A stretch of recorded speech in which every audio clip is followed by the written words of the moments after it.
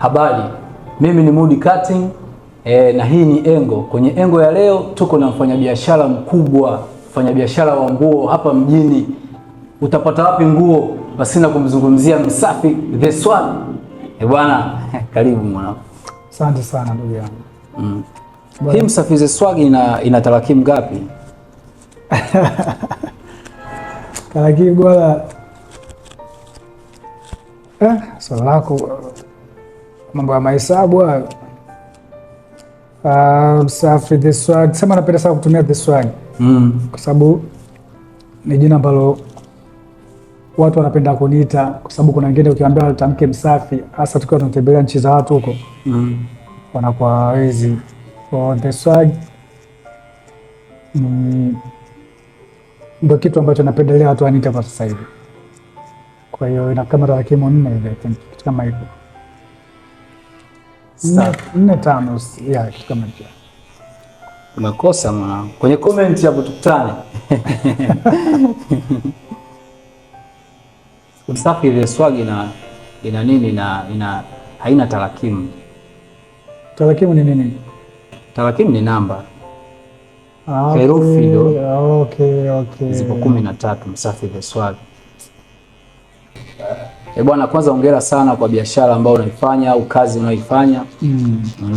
Nakupa hongera kwa sababu kwa mimi nakufahamu ni kijana ambaye tulikuwa wote kwenye maisha ya chini mpaka hapa tulipofika, lakini umepiga hatua. Kwa hiyo unastahili pongezi. Hongera sana. Kwanza kabisa mimi namshukuru Mwenyezi Mungu. Huwa napenda sana kutambuliza Mwenyezi Mungu kwenye kila jambo langu, kwa sababu kila kitu tunachokifanya sio kwa ujanja wetu. Unaweza kujikuta ni noma kwenye kila kitu. Sio kila kwamba unaweza kusema kwamba Mwenyezi Mungu ndo anakuwa amekupa hiyo blessing ya kufanya kitu kikafanya nini, kikaondoka na watu wakaona. So mimi naweza kusema kwanza namshukuru Mwenyezi Mungu. Sio kwamba mimi ni noma sana kuliko watu wengine. Kwa hiyo Mwenyezi Mungu ape pongezi zake kabisa. Ya, na kikubwa pia watu ambao wana support au vipi bwana. Mtu anapoamua kusupport, ana ndugu zake, ana washikaji zake, ila anaamua kuja kukusupport wewe ambaye mmekutana mjini. Unajua sinza maduka hapo kibao au vipi? Ndio. Yaani kama unaanza hapo mpaka unaikanyaga sinza Afrika sana kule. Sio maduka chini ya 100 na kwenda mbele. Kwa mtu anapoamua kuacha maduka mengine na kuja kwako, ina maana watu wamekupokea vizuri na wameamua kukusupport. Kwa hiyo mimi namshukuru Mwenyezi Mungu na kuwashukuru Watanzania wote ambao wanaamua kunipa namba kwenye hizi namba ambazo watu wanazo za kuuza nguo hapa mjini. Ulimuona nani mwenye biashara ya nguo akakuvutia ukasema hii ndio biashara ya kufanya? Kwanza mimi nijifunza kutoka kwa kakaangu. Kipindi ambacho tupo wadogo nilikuwa namuona kakaangu sana, alikuwa anapenda sana kuvalia nguo ambazo unajua sisi tupo tumezaliwa mkoani. Kwa hiyo mwisho wa siku kakaangu alikuwa anauza kuja Dar es Salaam kwenda na kurudi. Kwa alikuwa akija alikuwa ni mtu noma sana pale street. Kwa kuvaa nguo mpya, yani kina Mr. Blue amevaa kipindi hicho, unajua ile manguo.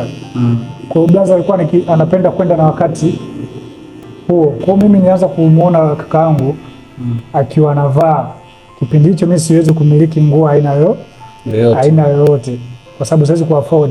Ila zile sifa za kwamba wewe mdogo wake na mtu fulani, kutokana na unadhifu wa kakaangu ikawa inanifanya, unajua mtaani kwetu palikuwa na wauni wengi sana. Lakini kaka yetu alikuwa na uwezo kujoin nao wauni kupitia ule unadhifu wake na watu wakamuelewa.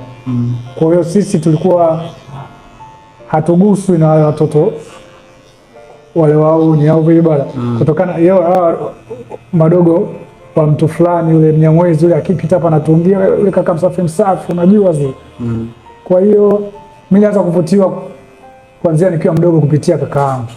Nikiamini nikija kuwa mkubwa nitakuja kuvisha nguo watu tofauti. Kwa hiyo mimi naweza kusema kakaangu ameninspire kwa kiasi kikubwa. Ndio. Hongera sana. Utofauti wako ni upi kwenye biashara? Utofauti wangu kwanza naweza nikasema kwamba ni vitu tofauti ambavyo nauza ambavyo ni tofauti na watu wengine. Ubora kwenye kazi na juhudi na kutoulizika na leo yangu. Kwa sababu nachotakiwa kuelewa kwamba before mimi kuuza nguo kuna watu wakubwa walikuwepo zaidi before mimi, si ndio? Ndio. Na walifanya vizuri kwa kipindi chao. Kwa hiyo mimi kwamba kitu ambacho kinanifanya niwe bora ni kutokulizika na sifa ambazo nazipata leo. Nikiamini kwamba inabidi niwe bora, niongeze juhudi, ubunifu katika kazi, kuwaletea wateja wangu vitu ambavyo havipatikani sehemu nyingine, kwa sababu mimi vitu vyangu naagiza direct kutoka China. Isipokuwa mimi kuagiza lazima nivifuate mwenyewe na wateja wangu wanaliona hilo. Kwa hiyo update nazowapa wateja wangu wanaridhika na kuendelea kuja kunisupport. Na kitu kingine ni juhudi, kwa sababu unavyojua familia zetu za kimaskini au hivyo mitaji hatukuteleza tu tukaiokota. Ni mitaji ambayo tulipambana tukaipata. Kwa hiyo naiogopa kesho yangu, inanifanya niwe mbunifu zaidi na kuheshimu watu wananisupport katika kazi zangu. Nafikiri ni kitu ambacho kinatofautisha na watu wengine. Stare za ajabu, sifa ni vitu ambavyo unatakiwa kuvipunguza kwa kiasi kikubwa, kwa sababu vinaweza kukutoa kwenye reli ya maisha. Yeah. Safi. Kitu gani kilikuwa kigumu wakati unaanza? Mtaji na wateja. Ilikuwaje sasa mpaka ukapata mtaji, na ikawaje mpaka ukapata wateja? Ulipata vipi mtaji? Bwana, mimi namshukuru mtu mmoja anaitwa Diamond Platnumz. Siwezi kusema ni mtu, naweza kusema binadamu ambaye ana mafanikio makubwa sana Tanzania hii. Ndio.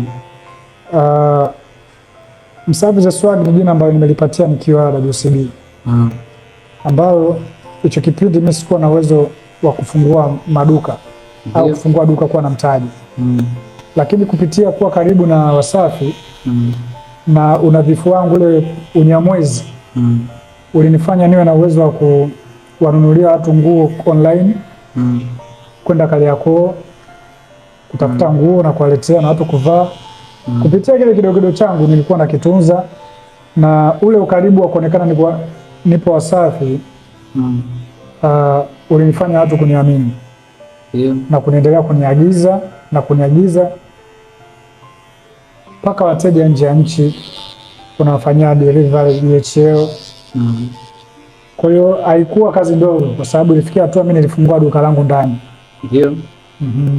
Nilifungua duka langu ndani, nikawa na nguo baadhi kina Mozeyobo, wasanii mbalimbali walikuwa wanakuja kunisupport. Safi. Vijana wengi wanasema kwamba wanaamini kwamba uchawi kwenye biashara. Je, na wewe pia unaamini hivyo, uchawi kwenye biashara?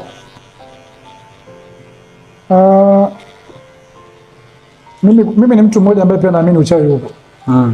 Kwa sababu nimetoka katika familia hizo. Ndio. Umeona bwana? Uchawi ukisema upo, haupo, ina maana hajakukuta. Au vile bwana, lakini uchawi upo. Lakini siamini kama kuna uchawi kwenye biashara. Ndio. Ila sisi wengine, mimi nimezaliwa Kigoma. Nyumbani kwetu sisi tumezaliwa tuna mila. Unaona, kama unaongelea labda tuseme Wachaga. Wachaga ni watu ambao kila mwisho wa mwaka wanaenda kwao. Ndio. Na ukisikia sijui kuna kuhesabiwa sijui nini sijui na nini, kuna vitu kibao wanaongea. Lakini reality ni kwamba sisi wengine tumezaliwa katika familia ambazo tumekuta wazee wakiwa wanafanya matambiko. Matambiko ni ile kwamba kushukuru wazee wenu waliotangulia mbele za haki. Ndio. Umeona? Kufanya sadaka, visomo. Kwa sisi tumekulia katika familia hizo ambazo ukiwa mdogo unamwona baba wako anafanya, unamwona mama wako anafanya, shangazi zako na ndugu zako wa karibu. Kila mwisho wa mwaka ukiwa pale pale kijijini. Na kaka zenu wengine waliopo mjini wanatoka wanakuja. Kwa hiyo Mimi naamini katika upande huo, ila sio katika uchawi kwamba kufanya biashara yangu iwe kubwa. Hapana. Ila tu kwamba kuna watu wanaweza kutumia uchawi kukuangusha katika biashara. Hiyo naamini ipo. Yamesha kukuta labda au labda sha kutokea? Ndio maana nikakwambia kwamba mimi mwenyewe sio mdogo. Yaani nikimaanisha sio mdogo kwamba mimi mwenyewe lazima kila mwisho wa mwaka nikamsalimie baba yangu, nikatandike makaburi, si unajua? Kupalilia, kuwashukuru wazee. Ina maana kwamba mpaka unifikie mimi inabidi umalizane na wazee. Au sio bwana? Na mimi wazee siwasahau. Safi. Safari yako ya kwanza ya kwenda China ilikuwaje mama? Safari ya kwanza ya kwenda China bwana ilikuwepo ya kukatisha tamaa. Tamaa, watu wakasema mtaji wako ni mdogo. Haiwezekani China ukifika hivi namna gani? Sijui unaelewa. Hiyo pesa yako ni ndogo sana. Na ilikuwa hivyo hivyo pia hata kipindi nafungua duka. Kwamba unataka kufungua duka una mtaji wa kiasi gani? Ila tu mimi nawashauri watu ambao wanaanza, ndio ambao wana mitaji midogo. Hautaki kuwa na milioni 700, milioni 300 ili kuanza biashara. Au vile bwana. Hicho ambacho unachokiamini na customer ulionao ndio wao. Yaani kama una customer wako 5, 6, anza nao. Kwa hiyo safari yangu ya China ilikuwa ni kukatisha tamaa, lakini nikiangalia nyuma yangu nilipotoka, kwa sababu mimi mpaka nafika Dar es Salaam hii mimi nimekuja kwenye train, city ya train kwa juu. Nimekalia city ya mtu. Unaona city yako, useme labda city ya basi. Ndio. Juu ya city ya mtu. Ndio nimekaa mpaka kufika Dar. Juu ya city ya mtu. Yaani unakaa hapa kwenye mabega yake hapa. Kuna mabega hapa juu. Nafikiri utaziangalia city za train jinsi zilivyo. Kwa hiyo mpaka nafika Dar tu ilikuwa ni kukatishwa tamaa. Kwa hiyo mimi maisha yangu yamekuwa ni kukatishwa tamaa, lakini nimeamini kwamba kila kitu kinawezekana ukiamua. Kwa sababu hata tokea mtu kuja kwenu hapo akwambie unatakiwa uende kupambana. Kama una mtu kama huyo wa kukupush katika harakati zako, mshukuru sana, kwa sababu kuna watu wengine hatukupata nafasi hiyo. Ila tu ukiangalia nyuma yako, ukiangalia wazazi wako namna gani unategemewa, unajisukuma mwenyewe. Kwa hiyo safari yangu mimi kwenda China ilikuwa ya kukatisha tamaa, lakini niliamini kupitia nilikotoka mpaka pale nilipofika na nilifanikiwa. Kwa hiyo mtaji wangu nilikuwa nao mdogo. Hongera sana. Kuna hii kauli watu wanasema kwamba kwenye kila mafanikio ya mwanaume kuna mwanamke nyuma yake, na kwako pia iko hivyo? Inategemea. Sababu kuna wanawake wanakukuta tayari una mafanikio tayari. Au vile bwana. Na kuna watu ambao wanakuwa katika hayo mahusiano, si ndio? Mpaka kuja kufanikiwa. Hiyo tunaiongelea kivipi? Tunaweza tukatoa mfano kwa msanii, si ndio? Unakuta msanii hana kitu. Na msanii anapokuwa hajatoka, anakuwa na marafiki zake ambao wana hali kama yake. Si ndio? Wanapambana mpaka msanii anakuja kupata mafanikio. Ukiangalia ile pale ina picha mbili. Kwa sababu sidhani kama msanii alikuwa anaweza kujigawanya sehemu zote, kwamba huko apeleke CD, huko apeleke nyimbo Clouds Wasafi. Ina maana kulikuwa na watu wa karibu ambao walikuwa wanacheza hizo party. Hivyo pia kwa mwanamke. Hiyo ina A na B. Yaani mwanamke anaweza kuwa katika nafasi ya mafanikio na mwanamke pia anaweza kuwa katika njia ya kutokufanikiwa. Kwa hiyo mimi nafikiri hizi kauli zote zitakuwa zikae juu pale. Ndio. Isiwe moja. Yaani kwamba kwenye mafanikio ya mwanaume kuna mwanamke nyuma, na kwenye anguko la mwanaume kuna mwanamke nyuma. Yaani zote zinatakiwa ziwepo hapo, lakini isiwepo moja tu ya kuwapandisha watu fulani na kuwashusha watu fulani. Hivi sisi vijana tuliotokea kwenye familia za kimaskini ni sawa kuwa tunawakasirikia wenzetu ambao wamezaliwa kwenye familia bora, au kuwachukia, kuwanunia? Hiyo imekaa vibaya sana, kwa sababu kuzaliwa kwenye familia ya kitajiri sio dhambi. Kwa sababu mimi na wewe tunapambana leo, huenda hata si mafanikio yetu tusia enjoy vile ambavyo tunataka. Sijui unaelewa? Ndio. Kwa sababu kwanza unajikuta umepata hela ukiwa na miaka 45, si ndio? 45, sometimes kuna mtu anapata maisha akiwa na miaka 40. Ina maana kwa maisha sasa hivi unakuta mtu ana miaka 30 ijayo. Kisha 40, ina maana ndio umeacha watoto. Sasa kuna mtoto amekuwa katika maisha yake ndio anakuwa ndio anaikuta hela uliyomwachia babake.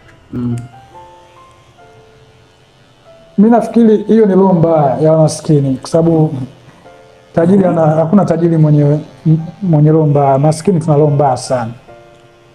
Huwezi kumind eti mtu fulani kisa amezaliwa kwenye familia ya kitajiri. Wewe una mind kizaidi, na ndio yenyewe kuna kauli tunaoga tunaziongea, unajua kwamba ukikutana nao unaambia mimi sio mtoto wa kitajiri, unajua. Mimi sio mboga saba. Hakuna kujisifia kwenye njaa. Au vipi bwana? Hakuna sifa za njaa. Jisifie bwana, mimi kwetu nina hela. Au vipi bwana? Sisi tuna magari. Unajisifia sio mboga saba, ina maana kwamba unashindaga njaa.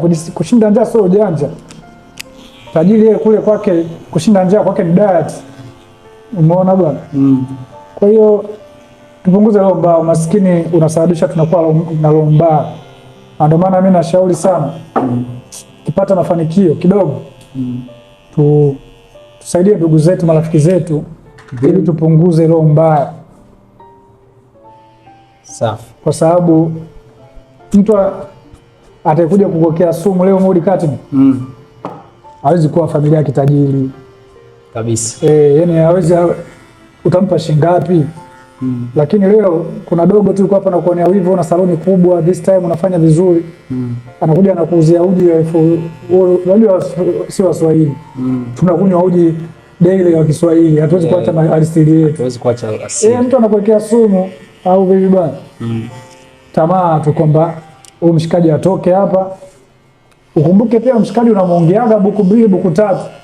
Lakini yeye anachukulia kwamba kipindi unamsaidia, unaona umaskini ulipo mbaya, kipindi unamsaidia anachukulia kama wewe una sifa kumsaidia. Zile 200 300 unazompa. Wakati wewe unamuokoa kutokana na hali ambayo aliyopo kipindi hicho. Kwa hiyo jaribu kusaidiana hivyo hivyo, lakini umaskini bwana unatengeneza vijana wengi sana wenye roho mbaya. Ni kitu gani labda watu wanakientertain lakini wewe unakichukulia cha kawaida? Starehe, mabele, kuagiza mashampeni au manini. Unajua kuna mtu hawezi kujiona mkubwa. Yaani unaweza kuwa umeenda kwenye starehe, si ndio? Unakutana pale kuna watu wanaagiza madolime bwana. Lakini wewe ukajiona mdogo kisa una milioni 10 kwenye akaunti yako. Au vipi bwana? Au una milioni ukajiona kama unanyanyasika. Hicho kitu ninachukulia ni cha kawaida tu, kwa sababu sio vitu vya kudumu wala nini. Na kwamba vijana wengi wanaanzaga kuhadaika hapo kwanza kufanya biashara haramu. Au vipi bwana? Kwa kuamini kwamba na mimi siku napiga mishumaa yangu klabu hapo watu watanijua. Yaani usihadaike na maisha hayo. Yaani sio kitu nafuu. Ni kitu ambacho kifika muda wako utafanya na utaweza kukimudu. Kwa mimi kitu naonaga ni kawaida tu. Na wala inashtui.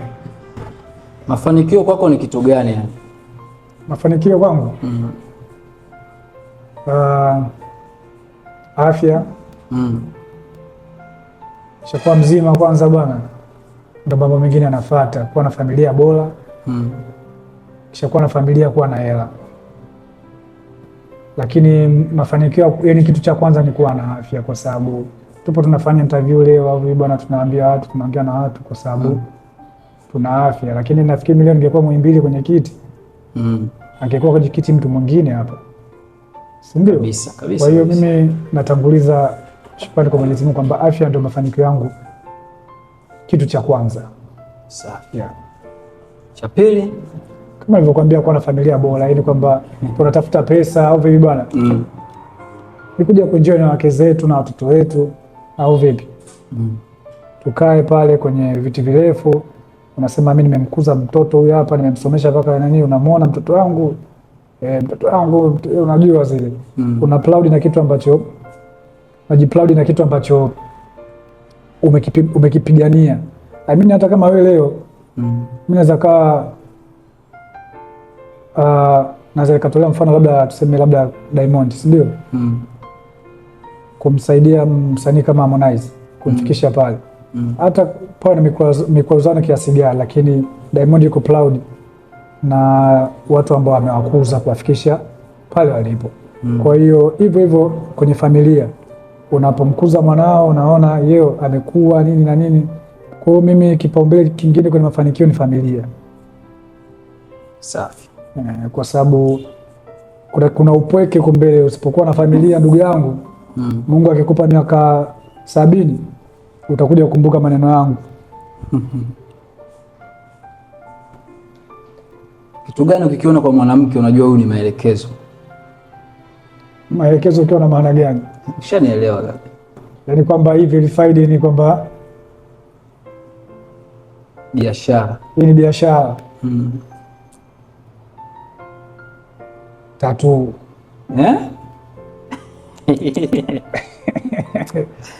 Tatu ndugu yangu. Kiliona hiyo? Mimi waga na hesabu tatu ni kama lakini tatu ni kacha. Inatokana hiyo kacha umekulia mazingira gani? Sio tamaduni wetu Afrika. Au Tanzania. Siwezi kusema Afrika kwa sababu kuna nchi zingine sizijui, ila Tanzania tuna tatu zetu. Sio hizi za nyoka, hizi za nyota. Au vipi bwana, uniambie ni utamaduni wenu. Mimi bwana, mimi mtu mwanamke nikimwona mchola tatu, ni maelekezo kupita kushoto. Ila kama unaenda tumia hata mipira mitatu ndugu yangu. Shauri. Ni kipindi gani biashara ya nguo inakuwa inalipa zaidi, yani inakuwa inafanya vizuri? Desemba, mwezi wa 12, mwezi wa kwanza, mwishoni pale watu wanamaliza, lakini hapa mwezi wa pili hapa kuna kunja sana. Ikifika mwezi wa 7 mpaka mwezi wa 8 na kwenye sikukuu hizi Pasaka, Christmas, sababu sisi ni watu wa fashion, kwa hiyo hizi holidays zipo sana, lakini miswaki yetu tunapiga sana kuanzia mwezi wa pili hapo mpaka 3, wa 4, wa 5. Tunapiga miswaki sana. Tunaomba tu ndugu zetu TRA mtusamee tukichelewesha kodi zenu, ila tunatamani kulipa kwa wakati. Unamshauri nini kijana ambaye anatamani kuwa kama wewe, kuwa mfanyabiashara mkubwa, anatamani kuwa na duka kubwa? Kwanza kabisa nashukuru kwanza umeniuliza hili swali hapa, kwa sababu napokea DM nyingi sana za vijana ambao wako chuo, ndio wako mikoani au bwana, kwa sababu si wanaona kwenye mitandao mafanikio yetu. Unajua sisi hatujifichi. Tunaonesha ili tulipo ni hapa. Ukinunua gari tunaposti, tukinunua baiskeli tunaposti, kwa sababu ndio maisha yetu au vipi bwana? Kwa hiyo mimi nikajibu hili swali, nafikiri itakuwa ni vijana muda wao kujifunza na nisiweze kupokea maswali tena kama haya, kwa sababu wapo baadhi ambao nishawahi kuwajibu na hapo ambao baadhi sijawahi kujibu kutokana na wingi wa DM yangu. Kijana ambaye unatamani kuwa na mafanikio, unatamani kufanya biashara kama yetu, si ndio? Kwanza kabisa heshimu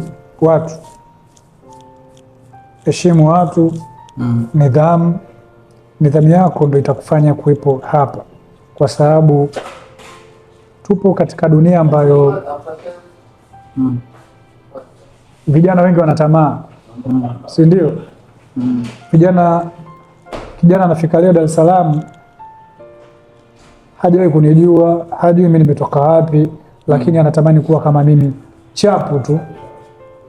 Mafanikio ni hatua, mkubwa wangu. Ina maana kama mafanikio ni hatua, inabidi katika hizo ngazi unazokuwa unapanda utakutana na watu tofauti tofauti. Mimi sikufichi na naongea mbele ya kamera. Naongea mbele ya kamera. Hakuna ndugu yangu mimi amenisaidia hapa mpaka kufika hapa au vipi bwana? Kwa hiyo kijana ambaye unategemea kufika hapa kwenye mafanikio haya, hakikisha unaheshimu watu au unakutana nao kwenye mtaani ambao wamekuzunguka katika maisha yako. Kuna watu wana hela zao wanakuangalia wewe, hawana sehemu ya kuwekeza au vipi bwana? So huwezi jua wewe mshikaji unayemdharau leo ndio mtu ambaye angekupa ramani ya maisha akakuweka hapa ukapata kitu chochote na ukaangalia future yako ya kufanya. Kwa sababu sio kwamba tumefika hapa, mimi ilikuwa dream yangu kufanya, lakini sio kwamba ndio nimefika nikafanya. Nina kazi kama 15 nimepitia katika maisha yangu. Nishakuwa konda, nishakuwa mtengeneza aluminium au vipi bwana, nishakuwa fundi garage au vipi bwana, nishauza mtumba, nishauza cover za simu, nishatengeneza popcorn kama zile wanazotengeneza wapi makumbusho. Kuna kazi kibao ambazo nishapitia, lakini hizo ni hatua. Hazikunikatisha tamaa, nikiamini kwamba one day hichi ambacho nakipata leo nitakiduduliza, nitafika pale ambapo nafanya napotaka. Nafikiria ni moja wapo watu ambao umeniona nikiwa katika harakati zangu kabisa. Siwezi kwamba naonekana kwa DC watu hapa, lakini ni kitu ambacho wewe mwenyewe unasema ungekuwa sema wewe mwenyewe ungeguna usema ndugu yangu watufunga kamba, lakini ukweli ndio huo. Kwanza asikukatishe mtu tamaa kwenye kitu ambacho unachokiamini, kwa sababu kila kitu kinawezekana kwenye hii dunia kama hujafa. Cha kwanza unachotakiwa kuelewa. So kitu kingine, nidhamu. Unapokutana na watu, heshimu, uaminifu. Mtu akikupa kitu chake, bro, wema uozi. Mimi leo nikikufanyia ubaya au nikikufanyia wema, nitaenda kutakutana na mabala. Kwa hiyo lazima kuna nafasi yako ya vyovyote nitakukumbuka. Japo wanasemaga kuna misemo sasa hivi wanakuambia atusindikizane kwenye utajiri. Kuna sometime ukiwa unajitafuta tu inabidi watusindikize watu ili kutengeneza ramani yako. Mablaza ambao wanaongea wasindikizane kwenye utajiri tayari washaondoka. Ila ukipitia stori zao utawakuta walisindikiza watu kwenye utajiri. Ndio. Na ndio maana wakajifunza. Ila hayo maneno kama bado unajitafuta usiweke kichwani, hautafikia ndoto zako. Nakwambia. Sawa. Ukiachana na bidhaa, ni kitu gani kama extra mteja anaweza kupata pale dukani kwako? Ukiachana na kupata bidhaa dukani kwetu, ujue tunauzia wateja wengi tofauti hapo bwana, alafu page yetu si imeondoka. Inatazamwa na watu wengi. Kwa hiyo sometimes kuna watu ambao wanataka kuonekana kwenye mitandao yetu ya kijamii. Unavyomposti pale, mteja anafurahia, anaona comment, watu wanashare, anaonekana. Sababu akaunti yangu mimi wameifollow karibia almost mastaa wote Tanzania hii, akiwepo Diamond Platinum. Sijui unaelewa. Kwa hiyo kuna watu pia nikiwaposti wanakuwa wanajiproud sana kuonekana katika page yangu na kuonekana nchi tofauti wakiwa. Sikwambia kitu, mimi napokea wateja wa Kongo, wa Burundi, au wanaishi Amerika, Canada, wapi, Norway.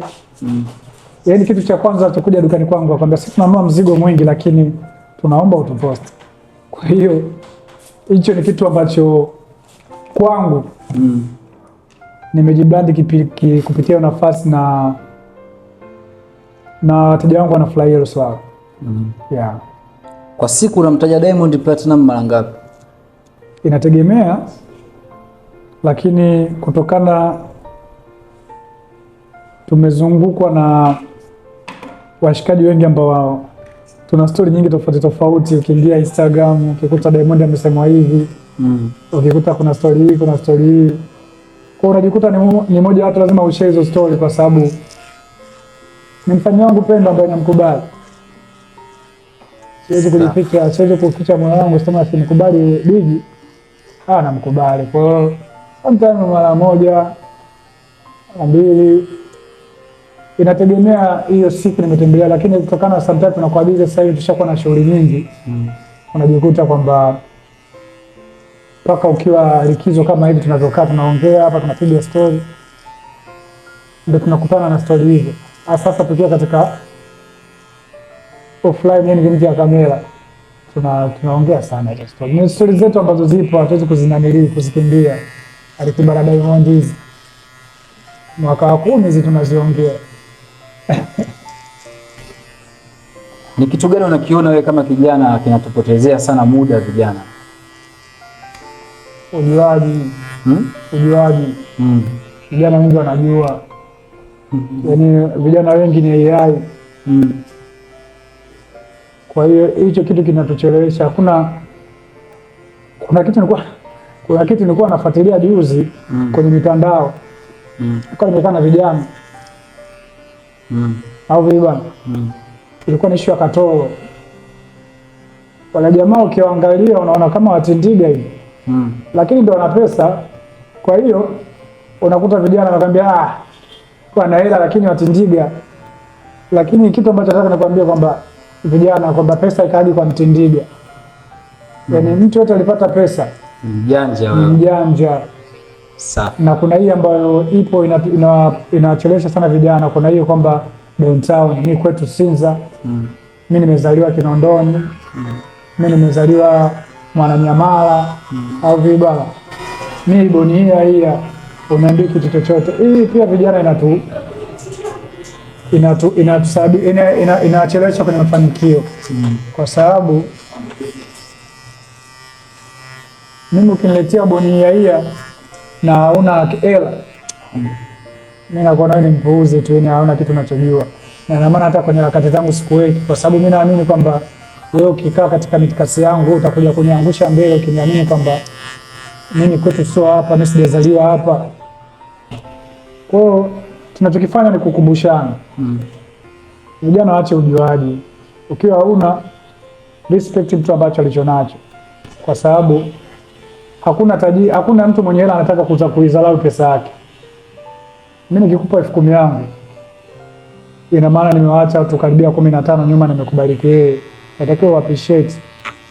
Na sio leo kwenye mafanikio yangu mimi ukanichukulia mimi wa kawaida. Bro, mimi sikufiche. Watu ambao wanatutegemea huko nyuma kama tunadondoka leo,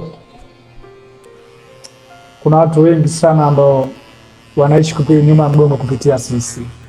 Kwa hiyo vijana bwana, punguze chuki, ujuaji. Mnagugo sana vijana. Yaani tukubali kama hatuna. Au vipi bwana? Umeshawahi kukutana na blaza ambaye mkiwa mnakutana huku mtaani kwenu mnapiga story fresh, anakujua na mambo mengine yanaendelea, lakini mkikutana sehemu za watu wanajifanya kama hakujui? Sasa nao sana na tunaishi nao. Unajua kwa nini? Hiyo ndio naongelea, kuna kitu kinaitwa nidhamu. Ujue mudi mtu akupunguzi hivi hivi. Wewe unataka kupunguzwa. Unanielewa? Ashajua nidhamu yako ni dhaifu. Wewe nikija kukuweka katika liki zangu huku nilipo, utakuja kuongea kitu cha tofauti alafu ukajifanya namjua sana. Kwa sometimes mtu akikukuta ngo zake zile kwenye linki zake, huwezi jua ni kama kina nani. Kipindi anachokaa na wewe maskani, ujue ukibahatika kukaa na mtu mwenye pesa nje ya vikao vyake vya matajiri, ndio muda ambao waga wao wanakuja kutusoma sisi. Kwa hiyo sometimes unakuta kuna mablaza, unakuta akija mtaani kwetu, blaza vipi, wewe anakununulia kila kitu unachokitaka. Lakini ukikutana sehemu huko vitu vya juu, yani anakuwa juu na watu wa juu, yani wakuoni. Kwa hiyo vijana nidhamu, yani pale tayari mtu ashakufanya, ashakupunguza, ashaona wewe unaongea sana, mjuaji. Ina maana nikija hapa uenda wale pale ndio mabosi zake yeye, kutokana na tabia yako akikuweka pale utakuja kuleta maneno ya kumjua yeye sana. Kwa sometimes wanaamua kutupunguza kwa namna hiyo. Ila mtu yote ambaye ana respect na anaheshima na wewe na kufahamu vizuri, lazima akuite pale, na kama ni bia unakunywa atakununulia. Tunaishi nao mablaza kama hao. Alafu sio dhambi mtu akikupunguza, yaani usije ukakasirika. huwezi jua jamaa umekuta yupo na kina nani au vipi bwana, sababu watu wake ni linki yake na wewe una linki yako, yani yeye ni line yake, ni line yako wewe, ile line ni line yake yeye, si ndio bro? Kwa hiyo kumbe hapo haina haja kulalamika. Usije kulalamika, nataka ukae ni line yako. Bwana, mimi ni Moody Cutting na hii ni Engo. Kama kawaida sisi tupo kwa sababu ya kujuzana baadhi ya vitu, kuelimishana vitu tusivyovijua na mambo mengine. Engo ya leo alikuwepo Msafi the Swag, huyo hapo Mnyamwezi. Kapoa kabisa. Bwana, mimi nilikuuliza kwamba Msafi the Swag ina tarakimu ngapi? Msafi the Swag ina tarakimu bwana. Ina nini? Ina herufi ngapi?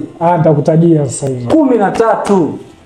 Mambo vipi ndugu zangu? Mimi naitwa Msafi the Swag, CEO wa The Swag Headquarter, muuza mavazi maarufu Tanzania kwa sasa, namba 1 mpaka namba 5. Kama unabisha I don't know, wa Tanzania wanafahamu. Tunapatikana hapa Sinza Vatican. Leo nipo kwa Moody Cutting au vipi bwana? Kichwa cha Engo hicho si mnakiona? Sio kichwa cha boxi.